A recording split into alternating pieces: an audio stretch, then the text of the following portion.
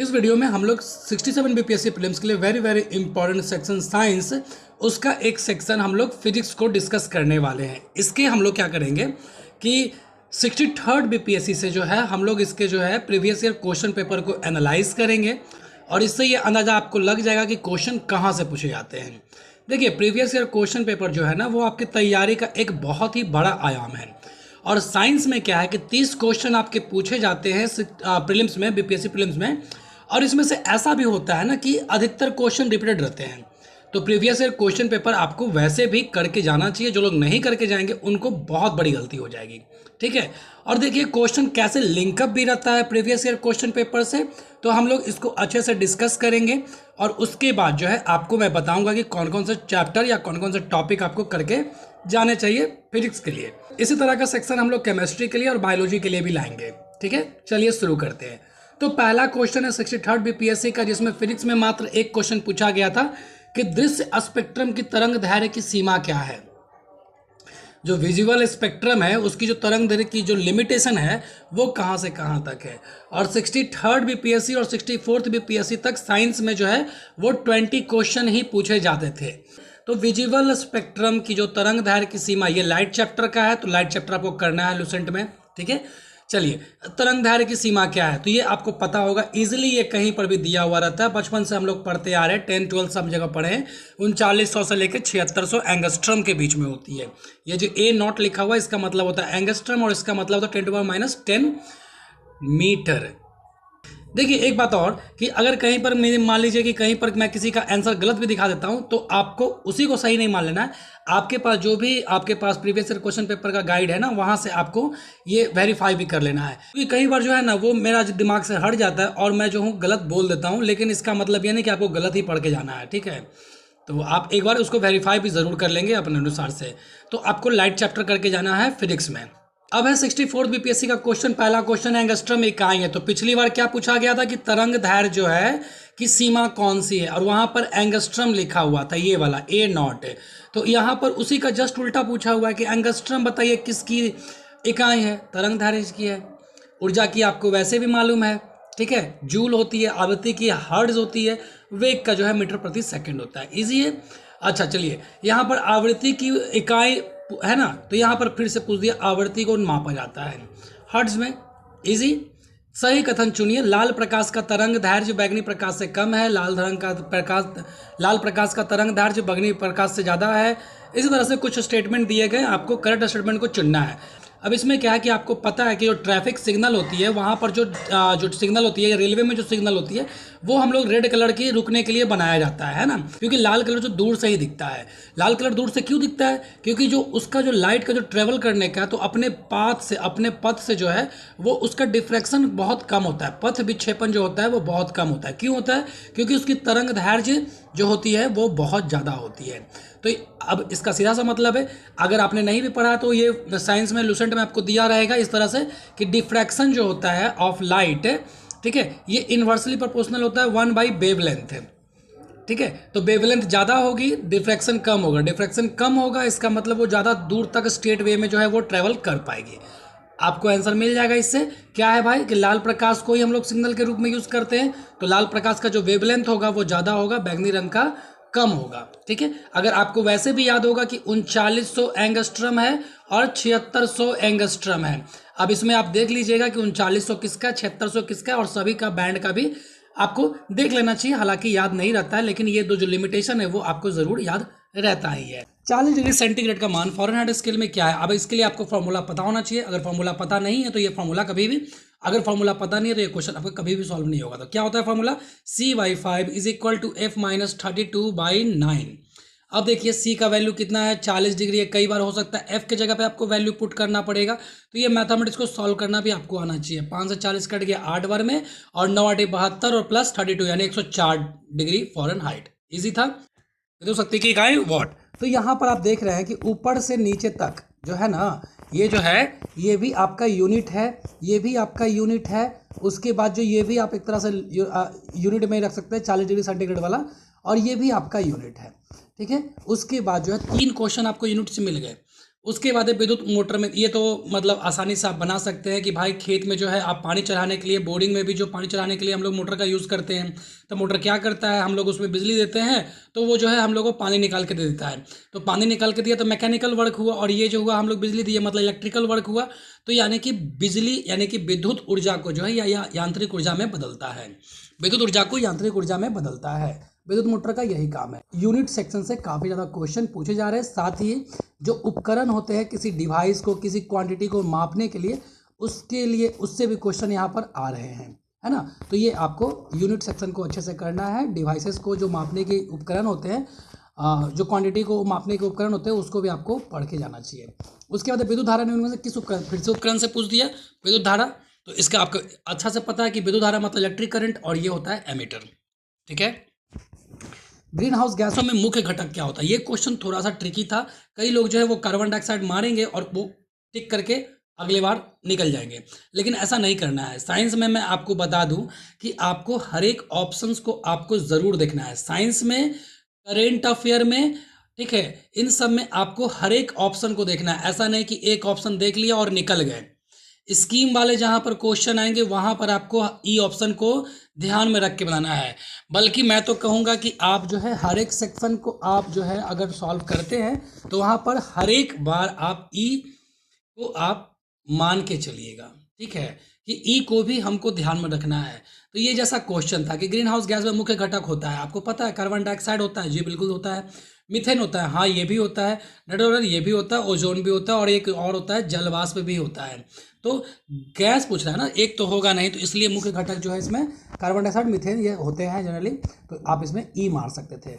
अब इसी का ऊपर में विद्युत धारा निम्न से किस उपकरण से मापे जाते हैं। अब देखिए यहाँ पर जो होता है ना कि एमीटर लिखा हुआ है, इसके अलावा अगर यहाँ पर गैल्वेनोमीटर भी लिखा हुआ रहता तो भी आप जरूर मारते हैं, ठीक है। गैल्वेनोमीटर, एमीटर तो आप जरूर यहाँ पर मारते हैं, समझ गए। तो ये आपको ध्यान में रखना है हर एक ऑप्शन को। आइंस्टाइन को नोबेल पुरस्कार किस कार्य पर मिला। जनरली लोग जो है थ्योरी ऑफ रिलेटिविटी समझते हैं, लेकिन आपको पढ़ना पड़ेगा, ये फोटो इलेक्ट्रिक इफेक्ट के लिए मिला था, तो प्रकाश विद्युत प्रभाव के लिए मिला था ये। आर्द्रता किस उपकरण से मापी जाती है, फिर से तो ये तो पढ़ना ही है, हाइग्रोमीटर से, ठीक है। ह्यूमिडिटी हाइग्रोमीटर से। की इकाई क्या है, न्यूटन प्रति वर्ग मीटर। कैसे, तो दाब का प्रेशर का फॉर्मूला क्या होता है, प्रेशर बराबर होता है फोर्स बाई एरिया। फोर्स का क्या होता है न्यूटन, एरिया का क्या होता है मीटर स्क्वायर। हो गया ना न्यूटन प्रति मीटर, हो गया ना न्यूटन प्रति मीटर स्क्वायर। तो यूनिट से काफ़ी क्वेश्चन पूछे जाते हैं फिजिक्स सेक्शन में, प्लस उपकरण से क्वेश्चन पूछे जाते हैं, ठीक है। अब देखते हैं 65th बीपीएससी का क्वेश्चन। तो यहाँ पर क्वेश्चन पूछा गया दाब का मात्रक क्या है। तो दाब का मात्रक पिछले बार भी पूछा गया था, लेकिन वहाँ पर दूसरा यूनिट में पूछा गया था, यहाँ पर दूसरे यूनिट में पूछा गया है। यहाँ पर किलोग्राम प्रति वर्ग सेंटीमीटर इस तरह से पूछा गया है। तो वहाँ पर आपको पता था कि फोर्स, प्रेशर बराबर क्या होता है, फोर्स बाई एरिया होता है, ठीक है, फोर्स बाई एरिया होता है। फोर्स का आपको पता है कि फॉर्मूला क्या होता है, एम ए होता है, जहां पर एम मतलब किलोग्राम मास और ए मतलब एक्सेलरेशन मतलब त्वरण। तो त्वरण का क्या होता है फॉर्मूला आपको, त्वरण का फॉर्मूला होता है, त्वरण का यूनिट क्या होता है मीटर प्रति सेकंड स्क्वायर, ठीक है। और एरिया का फिर से आपको पता है मीटर स्क्वायर, ठीक है ना। तो इसका क्या आप निकाल लीजिएगा, तो किलोग्राम मीटर प्रति सेकंड स्क्वायर अब बटा मीटर स्क्वायर। अब ये जो है 1 मीटर से 1 मीटर कट जाएगा, ठीक है। तो आपका क्या हो गया, किलोग्राम प्रति मीटर सेकंड स्क्वायर। देखिए ये वाला ऑप्शन है। कई लोग इस पे विवाद भी किए थे, लेकिन ये करेक्ट होगा, ठीक है, आप मिला लीजिएगा उसको। फिर सूर्य का प्रकाश पृथ्वी पर पहुंचता है, इसमें भी काफ़ी विवाद हुआ था, क्योंकि इसमें जो क्वेश्चन पूछा जाता था इसमें 8 मिनट 20 सेकंड का समय लगता था। तो मैंने तो इसमें लगभग 8 मिनट ही लगा दिए थे। बाकी बीपीएससी का ऑफिशियल आंसर की है, आप एक बार जरूर मिला लीजिएगा, मुझे याद नहीं है इसकी, ठीक है। तो इसमें हमको लगता है अगर ई होगा तो आप देखिएगा कि अगर इसमें ई होता है ना, तो आपको उसी तरह से स्ट्रैटेजी अपनानी चाहिए कि बीपीएससी जो है वो सेकंड को भी काउंट कर रही है। 8 मिनट 20 सेकंड तो सेकंड को भी काउंट कर रही है, ठीक है। तो ये आप ध्यान रखिएगा। उसके बाद निम्नलिखित में से कौन सी अदिश राशि, आप फिर से अदिश राशि पूछ दी, ये भी काफ़ी, तो यूनिट से ही काफ़ी क्वेश्चन पूछे जाते हैं। तो अदिश राशि है बल, दाब, वेग, त्वरण। इसमें आपको पता होना चाहिए कि दाब जो होता है उसका डायरेक्शन तो होता है, लेकिन उसको जो है अदिश राशि किसको कहते हैं, तो अदिश राशि उसको नहीं कहते जिसमें डायरेक्शन ना हो। अदिश राशि उसको कहते हैं जो वेक्टर सम ऑफ लॉ को फॉलो ना करता हो। वेक्टर सम ऑफ लॉ क्या है कि ए प्लस बी ये जो है आपका ये ऐसा होना चाहिए, A square plus B square plus 2ab होना चाहिए। ठीक है, तो ये इस लॉ ऑफ प्रेशर जो है वो फॉलो नहीं करता। और कौन कौन सा अदिश राशि है, करेंट है, टेम्परेचर है, तो ये आप ध्यान में रखिएगा। तो इजी था क्वेश्चन ये वाला भी। उसके अंदर लिखे किस राशि का मात्रक नहीं है, तो इसमें जो है आपका ऑप्शन होगा विकृति, क्योंकि विकृति जो है ना एक प्रकार का अनुपात है। ठीक है, और इसका मतलब होता है डेल्टा एल बाई एल, यानी चेंज इन लेंथ बटा लेंथ। तो इसका भी मीटर हुआ और इसका भी मीटर हुआ और ये कट गया, तो ये क्या हो गया, राशि का कोई भी मात्रक इसका नहीं होगा। चलिए, वायु में ध्वनि तरंग होती है, वायु में ध्वनि तरंग होती है, ये आपको पता है कि वायु जो है एक यांत्रिक तरंग है, मैकेनिकल वेव है। ठीक है, और ये जो है आपका इसमें ये अनुदैर्ध्य तरंगें होती हैं। 50 डिग्री सेंटीग्रेड का फ़ारेनहाइट स्केल में क्या है, अब ये बताइए, ये तो आपने पिछली बार सॉल्व किया ही था, बस वहाँ पर 40 था तो ये 50 आ गया। प्रीवियस ईयर क्वेश्चन पेपर से आप मिला के देखिए कितना मिलता जुलता है। ठीक है, CY5 is equal to F minus 32/9। अब यहाँ पर जो है 50 आ गया, तो 10 9 90, 90 और प्लस 32, तो 90 प्लस 32 कितना हुआ, 122 हुआ। आंसर सही है। हर्ट्ज में क्या मापा जाता है, आवर्ती का मात्रक क्या होता है, ये पिछली बार क्वेश्चन पूछा था, इस बार हर्ट्ज का पूछ दिया। तो ऐसा ही किया जाता है, बार बार क्वेश्चन को रिपीट किया जाता है घुमा फिरा करके। तो अगर आप किए रहेंगे तो आसानी से इसको आप मार सकते हैं। शरीर का तापमान नियंत्रित करता है, पिछली बार क्वेश्चन 64 में भी ये पूछा गया था बायोलॉजी सेक्शन में, वो क्या होगा कि हाइपोथैलेमस। ठीक है, हालांकि ये बायोलॉजी का जो है वो क्वेश्चन है। विद्युत धारा किस उपकरण से मापी जाती है, अगेन एमीटर से, पिछली बार क्वेश्चन पूछा गया था। विद्युत शक्ति की इकाई, अगेन पिछली बार ये क्वेश्चन पूछा गया था। तो 65th पेपर से ना बहुत सारे क्वेश्चन रिपीट किए गए थे और इसी कारण से मेरा रिजल्ट भी हुआ था। मैं झूठ नहीं बोल पाऊंगा, मैं झूठ नहीं बोलूंगा, मैंने प्रीवियस क्वेश्चन पेपर को बहुत अच्छे तरीके से किया था और उसी का फायदा 65th PSC में मिला, क्योंकि इसमें जो है ना वो करेंट अफेयर काफ़ी टफ पूछे गए थे। और करेंट अफेयर अगर मैं गलत कर रहा हूँ तो कहीं ना कहीं से तो नंबर बढ़ाने पड़ेंगे ना। तो अगर मैं प्रीवियस ईयर क्वेश्चन पेपर करके नहीं जाता, अच्छे से एनालाइज करके नहीं जाता, उसके आंसर को याद करके नहीं जाता, तो 65th BPSC मेरा होने वाला नहीं था और मेरा सिलेक्शन भी नहीं होने वाला था। ठीक है, अगेन हम लोग बढ़ते हैं। विद्युत धारा की इकाई कौन सी है, फिर से वही चीज़ है, सेम ही। दृष्टि की खराबी निकट दृष्टि दोष को डैश के नाम से जाना जाता है। तो ये जो होता है ना, इससे पहले भी मैंने इस तरह की वीडियो अपलोड की थी फिजिक्स वाले सेक्शन में ही, लेकिन उसमें मैंने ये गलत बता दिया था और मुझे सही नहीं लगा, क्योंकि कई बार होता है ना दिमागी चीज़ से जो है वो क्योंकि कई बार होता है ना कि जो दिमाग से चीज़ निकल जाती है, और मेरा भी काफ़ी दिन हो गया पढ़े हुए, तो मैं आपको सिर्फ यहाँ पर एक आइडिया दे रहा हूँ, ना कि मैं यहाँ पर पढ़ा रहा हूँ। तो आपकी भी ये जिम्मेदारी बनती है कि उसको आप वेरीफाई कर ले, है ना, और जहाँ तक हो सके कमेंट करके एक दूसरे को बता भी दे, और दूसरे लोग जो है वो कमेंट ज़रूर चेक करें। एजुकेशनल चैनल पर आपका कमेंट चेक करना बहुत ही इंपॉर्टेंट पार्ट है, क्योंकि वहाँ पर भी बहुत सारी चीज़ें आपको मिल जाती हैं। ठीक है, तो निकट दृष्टि दोष को मैंने वहाँ पर बताया था कि हाइपरमेट्रोपिया होगा, हालांकि एक कमेंट को देखा तो वहाँ पर उन्होंने मुझे करेक्ट किया मायोपिया, तब मेरे दिमाग में आया कि हाँ इसे तो मायोपिया कहते हैं। तो ये जो है इसका आंसर ई हो जाता, 5 हो जाता। अब उसी तरह से एक वस्तु का भार पृथ्वी की सतह पर मापने पर 100 न्यूटन आता है। देखिए भार है और 100 न्यूटन है। ठीक है, और इसका भार चंद्रमा की सतह पे, तो आपको पता है कि चंद्रमा पे जो यहाँ पर भार दिया हुआ है इसका मतलब होता है mg, जी मतलब क्या हुआ, गुरुत्वीय त्वरण, और ये चंद्रमा सतह पे कितना है, g/6 होता है ना। तो इसमें कुछ नहीं करना है, mg का यहाँ पर वैल्यू दिया हुआ है 100, तो चंद्रमा पे कितना हो जाएगा, 100/6 है। ठीक है, क्योंकि m तो हर एक जगह वही रहता है, तो ये डिवाइड कीजिएगा 16.7 आ जाएगा, वही आंसर हो जाएगा।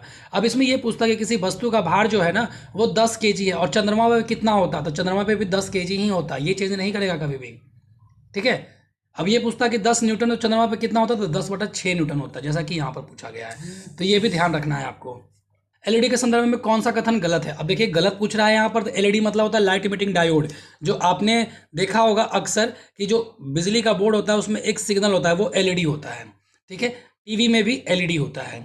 उसके अलावा जो है ट्रैफिक सिग्नल होती है, वहाँ पर भी हम लोग एलईडी बल्ब यूज़ करते हैं, और आजकल हमारे घर में उजाला स्कीम के द्वारा जो है एलईडी बल्ब को ही डिस्ट्रीब्यूट किया जा रहा था सरकार के द्वारा। अब ये बताइए कि उजाला स्कीम कब लॉन्च की गई थी। यहाँ आपको ये अगर डायरेक्टली नहीं भी पता है तो भी आपको ये कॉमन सेंस से बनने वाला क्वेश्चन था। जैसे था कि एलईडी प्रकाश स्रोत का कम खपत करता है। जाहिर सी बात है, अगर आप टीवी में लगा रहे हैं एलईडी और उसको आप घर में लगा रहे हैं, तो आजकल तो सब वैसा ही एनर्जी एफिशिएंट डिवाइसेस ही बनाए जा रहे हैं, तो ये सही हो सकता है। ठीक है, इसकी बात है कि एलईडी प्रकाश बल्बों से अधिक अभी तक कार्य करते हैं, ये भी सही हो सकता है, क्योंकि अगर लंबे समय तक काम नहीं करेगा तो क्यों आदमी एलईडी टीवी लगाएगा उसका, है ना। फिर जो है एलईडी में पारा प्रयुक्त होता है जो मनुष्यों के लिए हानिकारक है, इसको अभी रहने देते हैं। और एलईडी का ट्रैफिक सिग्नल लाइटों में भी प्रयोग किया जाता है, बिल्कुल सही बात है, ये तो हम लोग देखे ही हैं। अब ये रहा कि यही वाला कि पारा प्रयुक्त हो जाए जो मनुष्य के लिए हानिकारक है। भैया अब ये बताइए कि जब हानिकारक रहेगा तो हम लोग घर में क्यों यूज़ करेंगे एलईडी लाइट को, है ना, और कई सालों से करते भी आए हैं, तो ऐसी बात नहीं है। तो इसमें यही वाला आंसर जो होगा आपका। उसके बाद सौर भट्टी में प्रयुक्त होता है समतल दर्पण, अवतल दर्पण, उत्तल दर्पण और अवतल लेंस यूज होता है। तो इसमें क्या होगा ना कि देखिए सौर भट्टी जो होती है, सौर भट्टी एक ऐसा है जिसमें कि बहुत ज़्यादा हाई टेम्परेचर की ज़रूरत होती है, ठीक है, और इसमें जो है हम लोग सौर ऊर्जा का प्रयोग करते हैं। तो जो सीधा हम लोग सूर्य से जो ऊर्जा प्राप्त होगी वो हम लोग क्या करेंगे कि सोलर पैनल का यहाँ पर इस्तेमाल करके सोलर एनर्जी में कन्वर्ट कर देंगे। तो इसके लिए जो है ना, इसमें हम लोग जो है वो अवतल दर्पण का इस्तेमाल करते हैं। ये वाला ऑप्शन ये होगा, ठीक है। प्रेशर कुकर, जो सोलर का प्रेशर कुकर होता है उसमें भी यही इस्तेमाल करते हैं। अब है अति सूक्ष्म वस्तुओं को देखने के लिए प्रयोग किया जाने वाला प्रकाशीय उपकरण माइक्रोस्कोप, सीधा सा मतलब सूक्ष्मदर्शी, ठीक है। अल्ट्रासोनिक तरंगे, अल्ट्रासोनिक तरंगे का मतलब होता है, देखिए सोनिक मतलब होता है 20 से 20 किलो हर्ट्ज तक, जिसमें इंसान की कान जो है वो उस ध्वनि को सुन सकती है। इससे इधर वाले को बोलते हैं इंफ्रासोनिक और 20 किलो हर्ट्ज से ऊपर वाले को बोलते हैं अल्ट्रासोनिक। तो इसका आंसर आपको मिल जाएगा पता, है ना, कि 20 किलो हर्ट्ज से ज़्यादा आवृत्ति की जो ध्वनि होगी उसी को हम लोग बोलेंगे अल्ट्रासोनिक। अब आते हैं 66 बीपीएससी के क्वेश्चंस को। तो देखिए जो समानांतर प्रतिरोध वाले सर्किट का कुल प्रतिरोध जो है वो 1.40 किलो ओम है और एक प्रतिरोधक का मान इतना दिया हुआ, मतलब ये फॉर्मूला आपको अगर याद है पैरेलल कनेक्शन के लिए क्या होता है, R1 प्लस 1/R2। तो आप इस क्वेश्चन का जवाब जो है इस प्रॉब्लम को सॉल्व करके दे सकते थे। R इक्विवेलेंट का मान दिया हुआ है 1.403 और R1 का वैल्यू दिया हुआ है 2। अब बाकी आपको निकाल लेना है, ठीक है, तो ये निकल जाता। उसके बाद है गर्म करने पर एक अर्धचालक का प्रतिरोध है। अब देखिए अर्धचालक का प्रतिरोध, तो अर्धचालक मतलब हुआ सेमी कंडक्टर, और इसके लिए आपने पढ़ा है कि जब जो हम इसका टेम्परेचर बढ़ाते हैं तो धीरे धीरे इसमें क्या होता है कि इलेक्ट्रॉन का मूवमेंट होता है, यानी करंट फ्लो करता है, ठीक है। नॉर्मल टेम्परेचर पे ये जो है एक तरह से कुचालक का काम करता है, इसमें करंट फ्लो नहीं करता है। तो जैसे जैसे टेम्परेचर हम बढ़ाएंगे तो ये इलेक्ट्रॉन मूव करेगा, मतलब करंट बढ़ेगा, करंट बढ़ेगा इसका मतलब रेजिस्टेंस घटेगा, तो रेजिस्टेंस घटता है।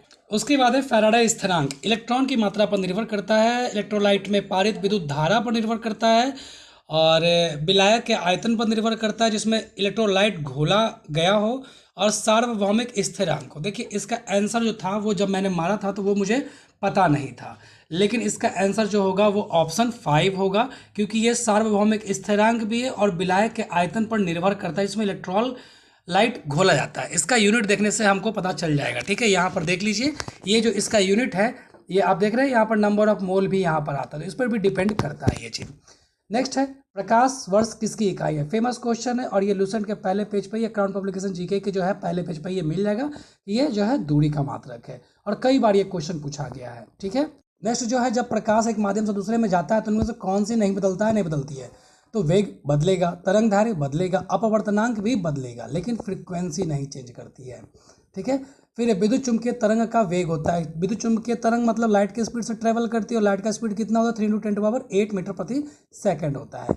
यहाँ पर आपको ध्यान देने वाली बात ये होती, अगर ये दूसरे यूनिट में दिया हुआ होता तो कभी भी यूनिट देख लीजिएगा और साथ में उसका जो है ये वाला जो है ना इसको भी देख लीजिएगा ज़रूर, ठीक है। कई बार लोग जो है कन्फ्यूज कर जाते हैं। पहला आदमी जिसने चांद पर अपना नील आर्मस्ट्रॉन्ग, ठीक है। सबसे ज़्यादा श्यानता, श्यानता मतलब गाढ़ापन, और ये क्या होता है जल, वायु, खून, शहद, आपको आसानी से पता चल जाएगा ये शहद है। कौन सा ऊर्जा का सबसे कौन सा उष्मा का सबसे अधिक कुचालक है, ये तो शीशा है, ठीक है, ये भी आपको मिल जाएगा आसानी से। तो यही था 66 बीपीएससी तक पूछा हुआ फिजिक्स सेक्शन का क्वेश्चन। बहुत ही इजी लेवल के क्वेश्चन आते हैं, एक दो को छोड़ करके किसी में भी दिमाग अप्लाई करने की ज़रूरत नहीं पड़ती है। अगर आपने जो है मोटा मोटी लूसेंट की जीके की जो पोर्शन है, साइंस की जो पोर्शन है उसको आपने कवर कर लिया, या फिर क्राउन जीके की पब्लिकेशन की जो बुक आई है नई नई वाली, उससे भी आपने अगर साइंस को कवर कर लिया है अच्छे तरीके से समझ करके, तो आपको बहुत ज़्यादा दिमाग लगाने की ज़रूरत नहीं होगी और आसानी से आप मैक्सिमम क्वेश्चन को सॉल्व करवा पाएंगे, ठीक है। सबसे ज़्यादा जो ध्यान देने वाली बात है वो क्या है कि आप हर एक क्वांटिटी के यूनिट्स को देखेंगे ज़रूर, ठीक है। उसके बाद जो है आप क्या देखेंगे, आप देखेंगे कि उसके जो फॉर्मूलाज है, फॉर्मूला को भी आप याद करने की कोशिश करेंगे कि वर्क बराबर क्या होता है, फोर्स इंटू डिस्टेंस होता है। अब इससे आप निकाल सकते हो डिस्टेंस का यूनिट क्या होता है मीटर होता है, फोर्स का क्या होता है, न्यूटन होता है। तो न्यूटन मीटर भी हो सकता है, ठीक है। न्यूटन मतलब क्या होता है, किलोग्राम मीटर प्रति सेकंड स्क्वायर होता है, तो ये भी हो सकता है। तो ये आपको देख लेना है कि किलोग्राम मीटर स्क्वायर पर सेकंड स्क्वायर, तो ये भी हो सकता है। तो फॉर्मूलाज याद करना है, यूनिट याद करने हैं। उसके अलावा जो है लाइट वाला चैप्टर इंपॉर्टेंट है, कई बार क्वेश्चन पूछा गया है। इलेक्ट्रिसिटी का इंपॉर्टेंट क्वेश्चन है, और लगभग आपको यहाँ से सभी क्वेश्चन को और लगभग आपको सभी चैप्टर को पढ़ना चाहिए, छोड़ना कोई भी आपके लिए घातक साबित हो सकता है। लेकिन खास करके इसमें यूनिट्स और जो फॉर्मूलाज होते हैं, प्लस जो कुछ क्वांटिटीज़ हैं उनको मेज़र करने के लिए जो डिवाइसेस आते हैं, जैसे कि ह्यूमिडिटी हो गया, जैसे कि स्पीड हो गया, जैसे कि आपका जो है टेम्परेचर हो गया, इन सब चीज़ों को करंट हो गया, करंट हो गया आप, तो इन सब को मेजर करने के लिए कौन कौन से डिवाइसेस यूज़ करते हैं, ये वाला चीज़ देख लीजिएगा। इन सब पे खासा ध्यान रखना है, लेकिन आपको पढ़ना सभी कुछ है, क्वेश्चन सभी सेक्शन से ही आते हैं, ठीक है। तो चलिए, आपको अंदाज़ा मिल गया होगा कि क्वेश्चन किस तरह से पूछते हैं, और आप पहले से भी इसको देख रहे होंगे, बस यहाँ पर आपका रिविज़न भी हो गया होगा, ठीक है। तो चलिए, धन्यवाद। इसी तरह से केमिस्ट्री के लिए भी मैं जल्दी ही लेकर के आता हूँ।